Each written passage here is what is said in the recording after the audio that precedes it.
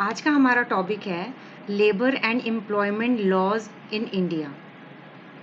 आजकल जैसे अभी लॉकडाउन की कंडीशन थी और बहुत से एम्प्लॉयर्स थे, वो क्लेम कर रहे थे कि उनके पास फंड्स की कमी है और how will they pay the employees when they are not getting any kind of business. At the same time जो एम्प्लॉयज़ थे उनके साथ ये प्रॉब्लम थी कि when they are not able to go to the office they had a higher insecurity towards their job, because ज़्यादातर जनता हमारी जो है प्राइवेट सर्विसेज में ही है, तो उनको अपनी जॉब को लेके बहुत इनसिक्योरिटी फील होती होगी। इसके अलावा बहुत से बड़ी बड़ी कंपनीज़ हैं जो शट डाउन हुई, फैक्ट्रीज़ हैं जो शट डाउन हुई, बहुत से एम्प्लॉयर्स ने अपने एम्प्लॉयज़ को ले ऑफ किया, इवन रिट्रेंचमेंट भी किया गया। तो आज हम अच्छे से समझेंगे कि जो एम्प्लॉयज़ हैं उनके लिए इंडिया में कौन कौन से लॉज निकाले गए। तो सबसे पहले मैं आपको समझाऊंगी कि भाई लेबर इनैक्टमेंट्स कौन कौन सी कैटेगरी के ऊपर बेस्ड है। इंडस्ट्रियल रिलेशंस, जो कि एम्प्लॉय एम्प्लॉयर और जो एम्प्लॉयज़ का आपस में जो रिलेशंस हैं, इनको ध्यान में रखते हुए लॉज का इनैक्टमेंट हुआ। इसके अलावा वेजेस हैं कि एक एग्जांपल है मिनिमम वेजेस एक्ट, जिसमें एटलीस्ट मिनिमम वेज जो एक एम्प्लॉय को मिलनी चाहिए, एक मजदूर को मिलनी चाहिए, उसको उसके लिए भी एक्ट एस्टैब्लिश किया गया। क्योंकि अगर इसके ऊपर एक्ट नहीं एस्टैब्लिश होता तो बहुत सारे जो मजदूर हैं उनको एक्सप्लॉइट किया जा रहा था। क्योंकि बहुत से मजदूर थे, नंबर ऑफ लेबर बहुत था और एम्प्लॉय करने वाले कम थे, तो इसका फ़ायदा उठा के उनको बहुत कम मजदूरी मिला करती थी। इसके अलावा जो एम्प्लॉयज़ हैं उनके वेलफेयर के लिए भी, इंडस्ट्रियल कंडीशंस को सही रखने के लिए भी इन लॉज को बनाया गया। और सोशल सिक्योरिटीज़ होती हैं, जैसे कि प्रोविडेंट फंड हो गया, ग्रेच्युटी हो गई, जो इंसान को सिक्योर फील कराती है। ठीक है।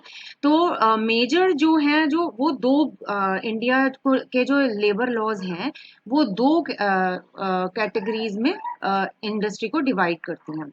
पहला आ जाता है फैक्ट्री और दूसरा हो जाता है shops and establishment act. Factories में क्या आता है?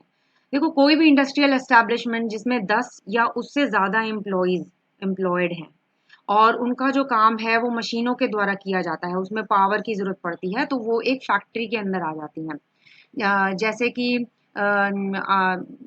कपड़ा उद्योग है, या कोई भी ऐसी इंडस्ट्री जिसमें पावर का इस्तेमाल किया जाए, ठीक है, किसी भी चीज़ की मैन्युफैक्चरिंग एक्टिविटी के लिए, तो वो फैक्ट्री के अंडर आ जाता है। ठीक है। तो इसके लिए था फैक्ट्रीज एक्ट 1948 का जो फैक्ट्रीज हैं वो रेगुलेट की जाती हैं फैक्ट्रीज एक्ट के प्रोविजन के अंदर। ठीक है। तो इसका जो प्रोविजंस हैं वो किसको लेके बनाते हैं? Health of the workers, safety of the workers, welfare, उनके वर्किंग आवर्स को सेट करने के लिए, ताकि लोगों से ज़्यादा, मतलब कुछ ऐसे एम्प्लॉयर्स भी होते हैं जो वर्किंग आवर्स से ऊपर उनसे लेते हैं और उनको एक्सप्लॉइट किया जाता है। उन लीव ऑफ द वर्कर्स, जो उनकी हक है, उनकी छुट्टियां जो उनको मिलनी चाहिए, उससे रिलेटेड भी लॉज बनाए गए। ठीक है। ये जो फैक्ट्रीज एक्ट है, ये स्टेट गवर्नमेंट के द्वारा एनफोर्स किया जाता है और थ्रू उनके जो फैक्ट्रीज इंस्पेक्टरेट्स हैं उनके थ्रू। अब दूसरा आ जाता है shops and establishment act. Shops and establishment act है, ये भी स्टेट लेजिस्लेशन एक्ट है और इसके अपने, हर एक स्टेट के अपने अपने रूल्स हैं इस एक्ट को लेके। ठीक है। इसका मेन मकसद, इस एक्ट का मेन मकसद है कि जो एम्प्लॉयज़ हैं उनको उनको राइट्स प्रोवाइड करवाए जाएं और उनको स्टैट्यूटरी ऑब्लिगेशन प्रोवाइड किया कराया जाए। और जैसे कि जो अनऑथराइज सेक्टर ऑफ एम्प्लॉयमेंट है, जैसे कि शॉप्स हो गई या दूसरी एस्टैब्लिशमेंट्स हो गई, जैसे ऑफिसेज हो गए, बड़ी बड़ी और भी तरीके के एस्टैब्लिशमेंट्स हो गई, तो उनको ये एक्ट रेगुलेट करता है। तो ये जो एक्ट है, ये it is applicable to all the persons employed in an establishment with or without wages except the members of the employer's family। अगर कोई एम्प्लॉयर का फैमिली मेंबर है, उसको छोड़ के अगर कोई भी एम्प्लॉय है जो एम्प्लॉय किया गया है विद और विदाउट वेजेस, या अगर उसको वेजेस मिलते भी हैं और नहीं भी मिलते तो वो इसमें कवर हो जाते हैं। तो ये जो इसमें कौन कौन से रूल्स होते हैं, एक तो होता है वर्किंग आवर्स होते हैं इसमें, पर डे एंड वीक। तो पर हफ्ते एक हफ्ते में कितने वर्किंग आवर्स होने चाहिए पर्टिकुलर एस्टैब्लिशमेंट के, और एक दिन में कितने होने चाहिए, ठीक है, एक दिन में और एक हफ्ते में कितने होने चाहिए, ठीक है।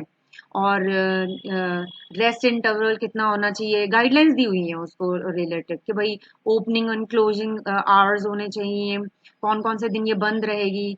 और नेशनल और रिलीजियस हॉलीडेज के लिए भी बताया गया है कि भाई ये रेगुलेशन है कि ये हॉलीडेज में ये बंद रहेंगे। ओवर टाइम वर्क को लेके भी उन्होंने गाइडलाइंस दे रखी हैं, ठीक है। चिल्ड्रन के एम्प्लॉयमेंट और जो यंग पर्सनस हैं या लेडीज हैं, उनको रिलेटेड उनकी एम्प्लॉयमेंट से रिलेटेड भी गाइडलाइंस वो देते हैं। इसके अलावा annual leave, maternity leave, sickness leave, casual leave और भी बहुत सी ऐसी जो लीव्स होती हैं जो कि एक पर्टिकुलर एस्टैब्लिशमेंट में चाहिए होती हैं, उसके रिगार्डिंग इन्होंने गाइडलाइंस रिलीज की हुई हैं। इसके अलावा किसी भी एम्प्लॉय के जो एम्प्लॉयमेंट हैं और जो टर्मिनेशन है उसकी सर्विस को लेके, उसको रिलेटेड भी इन्होंने गाइडलाइंस रिलीज की हुई है।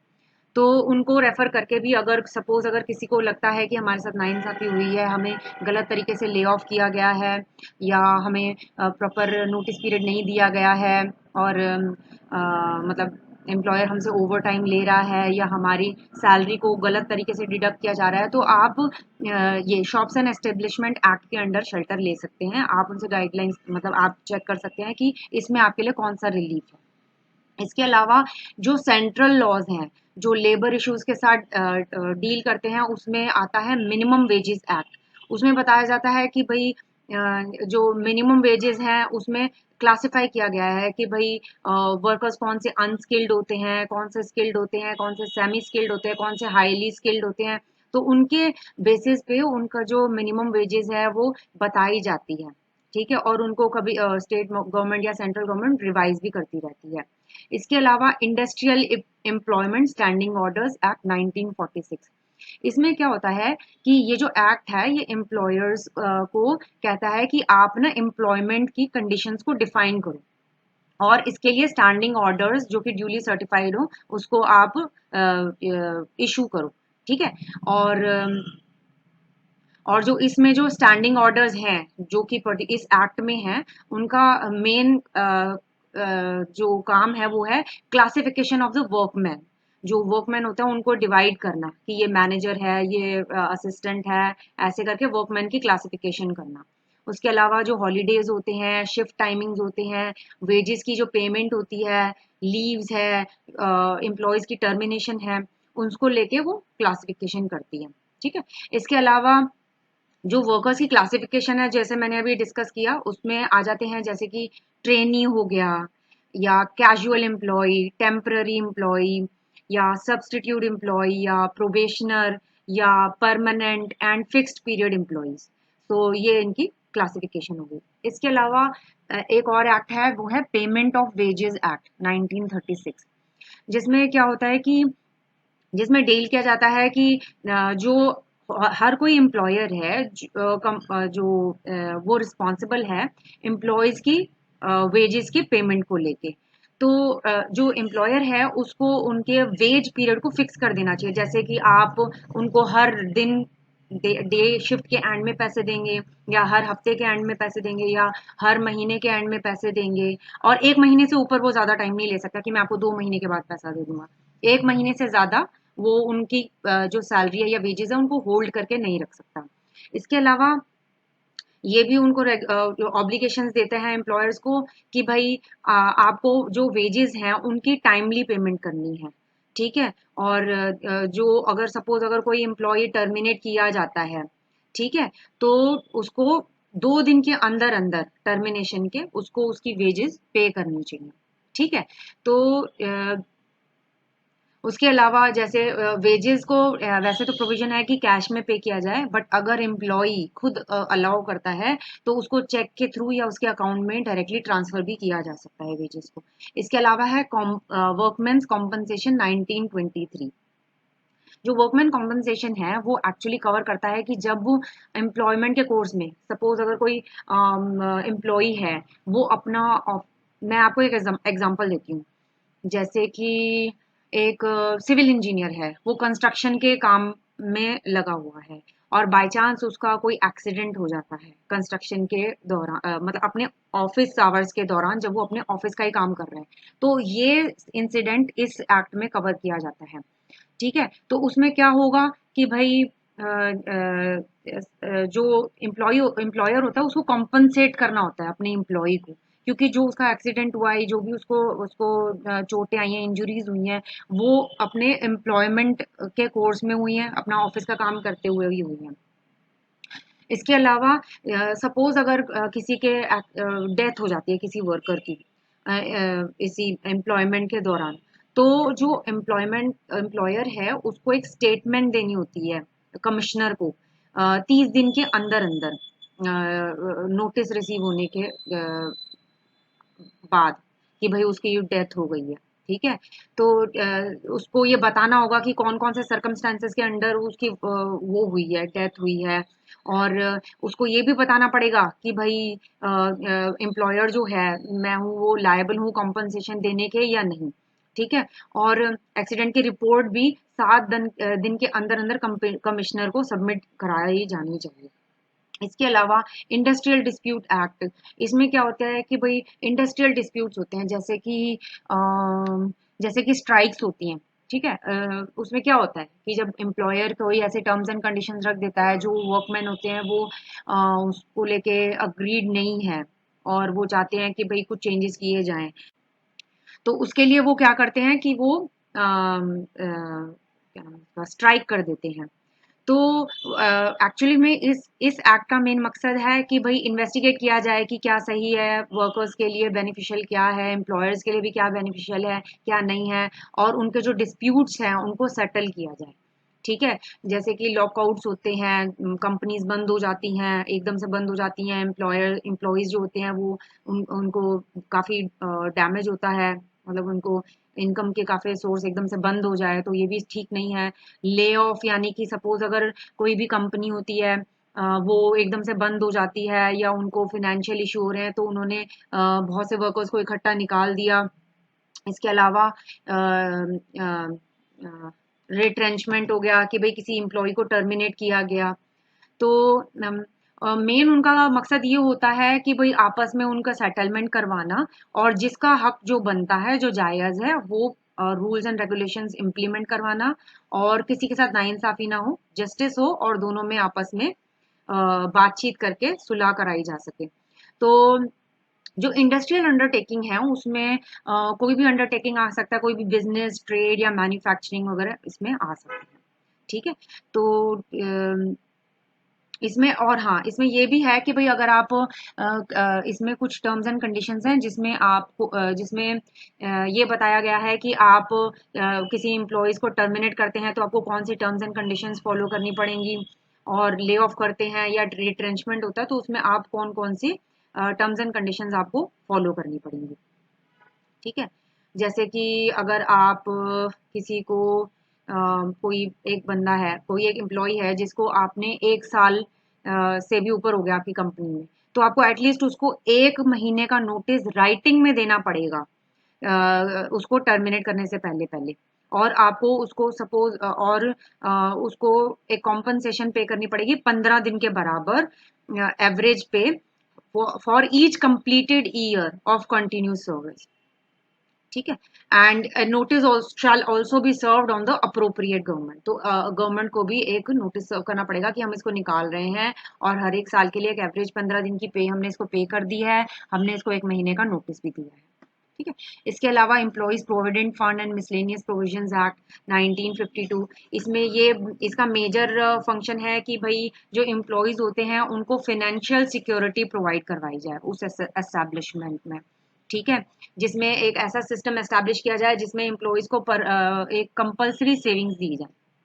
ठीक है, जैसे कि minimum contribution by the employees shall be 10 to 12% for provident fund of the wages. ठीक है, एंड जो फंड है ये एम्प्लॉय को रिटायरमेंट के बाद पे किया जाना चाहिए। अगर उससे पहले भी अगर कोई एम्प्लॉय चाहता है तो वो इसको विड्रॉ करवा सकता है, पूरा अमाउंट नहीं, इसमें से कुछ अमाउंट वो विड्रॉ करवा सकता है। पेमेंट ऑफ बोनस एक्ट 1965, ये जो एक्ट है ये ऐसी एस्टेब्लिशमेंट्स पे एप्लीकेबल है जिसमें 20 से ज़्यादा लोग एम्प्लॉयड हैं, ठीक है। ऑल्सो जो एम्प्लॉयर है वो अम, जो एम्प्लॉयर है वो उसको अपने अगर सपोज अगर फॉर एन इंस्टेंस अगर उसको लॉसेस भी सफर होते हैं, ठीक है, तो एटलीस्ट उसको 8.33% ऑफ द सैलरी पे करना ही पड़ेगा एज अ बोनस, ठीक है।